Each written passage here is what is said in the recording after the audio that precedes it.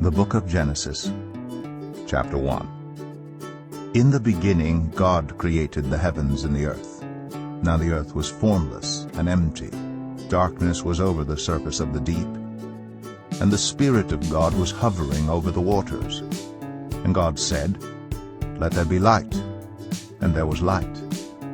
God saw that the light was good, and he separated the light from the darkness. God called the light day, and the darkness he called night. And there was evening, and there was morning, the first day. And God said, "Let there be a vault between the waters to separate water from water." So God made the vault, and separated the water under the vault from the water above it. And it was so. God called the vault sky. And there was evening, and there was morning, the second day.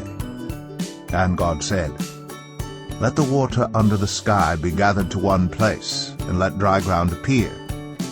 And it was so. God called the dry ground land, and the gathered waters he called seas. And God saw that it was good. Then God said, "Let the land produce vegetation, seed-bearing plants and trees on the land that bear fruit with seed in it according to their various kinds." And it was so. The land produced vegetation, plants bearing seed according to their kinds, and trees bearing fruit with seed in it according to their kinds. And God saw that it was good. And there was evening, and there was morning, the third day. And God said, "Let there be lights in the vault of the sky to separate the day from the night, and let them serve as signs to mark sacred times and days and years. And let them be lights in the vault of the sky to give light on the earth." And it was so. God made two great lights, the greater light to govern the day, and the lesser light to govern the night. He also made the stars. God set them in the vault of the sky to give light on the earth, to govern the day and the night, and to separate light from darkness. And God saw that it was good. And there was evening, and there was morning, the fourth day. And God said, "Let the water teem with living creatures, and let birds fly above the earth across the vault of the sky."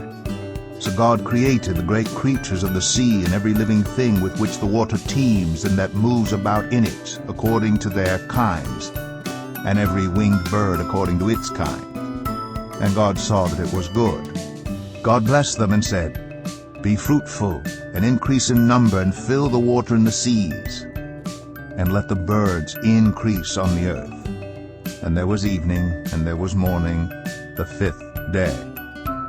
And God said, "Let the land produce living creatures, according to their kinds, the livestock, the creatures that move along the ground, and the wild animals, each according to its kind."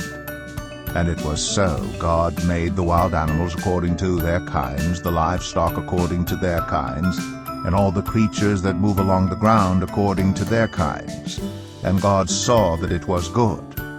Then God said, "Let us make mankind in our image, in our likeness, so that they may rule over the fish in the sea and the birds in the sky, over the livestock and all the wild animals, and over all the creatures that move along the ground." So God created mankind in his own image. In the image of God he created them. Male and female he created them. God blessed them and said to them, "Be fruitful and increase in number, fill the earth and subdue it, rule over the fish in the sea and the birds in the sky, and over every living creature that moves on the ground." Then God said, "I give you every seed-bearing plant on the face of the whole earth, and every tree that has fruit with seed in it. They will be yours for food. And to all the beasts of the earth, and all the birds in the sky, and all the creatures that move along the ground, everything that has the breath of life in it, I give every green plant for food." And it was so. God saw all that he had made, and it was very good. And there was evening, and there was morning, the sixth day.